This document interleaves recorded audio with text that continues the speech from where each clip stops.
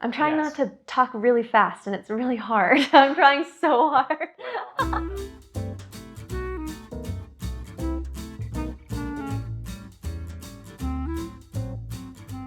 My name is Jasmine Dillavou. I'm a mixed media artist and creative director for Ephemera Dinners, as well as an instructor for the Bemis School of Art, as well as a many hat-wearing community member here in Colorado Springs. My practice is mixed media, performance art, installation, sculpture, all sort of along the lines of personal narrative, navigating femininity, decolonization, liberation, and then Latinidad as a whole. I really do define myself as like a strong Boricua woman, and I do use that as the very basis of my art practice, and that it's important to me that I tell vulnerable stories about my history and my past so that it opens a space for other people to tell those stories. If folks follow my Creative Stay itinerary, they will really get a taste of what the downtown district has to offer.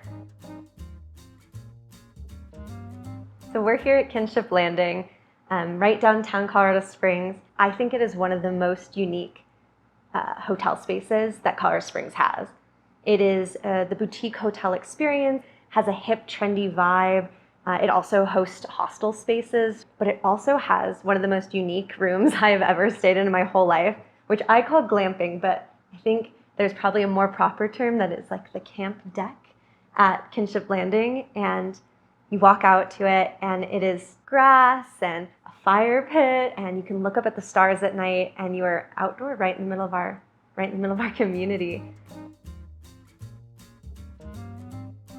Our arts community is diverse and interesting and unique in that you have folks who have been painting in our community for 50, 60 years, and then you have this younger generation of artists who are coming in and are doing performance and art on the streets and graffiti and social engagement art in these really profound and really challenging ways. The shopping scene downtown is really spectacular because that's where you get a taste of the local flavor and style and energy. Most of the boutiques downtown are locally owned and operated, many of which are female owned and operated, which I love, and they're spaces I want to support. When you're going down Tejon, you're going to pass tons of boutiques, from vintage stores to ethically sourced clothing to honey to tea to coffee shops and anything in between.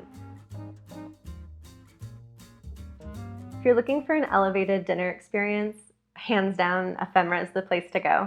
They're located upstairs at Kawadi on South Tejon. Kawadi is a food hall and a venue and a place for friends and a place for food and a place for dancing, and all of that in one big building.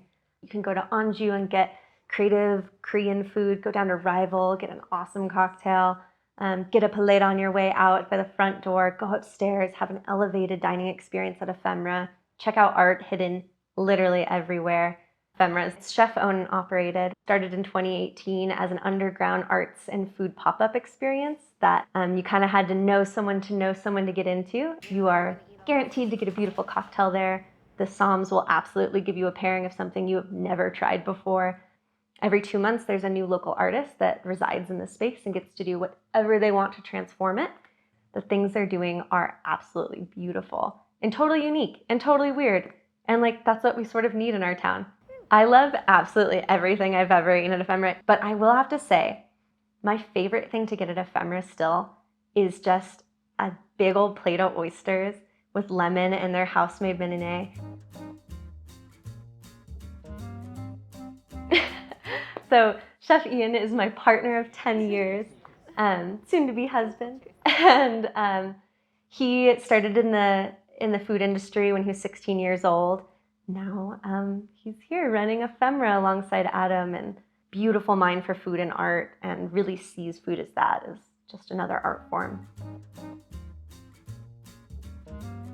So I recommend the U.S. Olympic and Paralympic Museum on my itinerary for a couple reasons. I'm not a sports person. I'm literally an artist. You're the last person you think would choose this for their itinerary. But I'll say this. It is a 60,000 square foot building that houses the most accessible museum in the United States. that sets a standard for how museums and galleries and public spaces should function. And I really do believe in that. And that's just the first part, because inside is galleries and memorabilia and history and activities, and it's interactive to a way that everyone can experience it and learn something. Whether you're a sports person or an art person or whatever. I think it's incredible. The Wheaties box exhibition is really amazing. I think that's pretty incredible. And then sort of the more interactive things that let you sort of test yourself to other Olympians and kind of get to know yourself a little bit better. This is really hard. This is why we're not professional skiers. And then the other part that I love is this incredible bridge outside of the museum that you can walk up on and get this great view, especially as the sun starts going down, and it's beautiful, and you really get to just get a grasp of what the community looks like.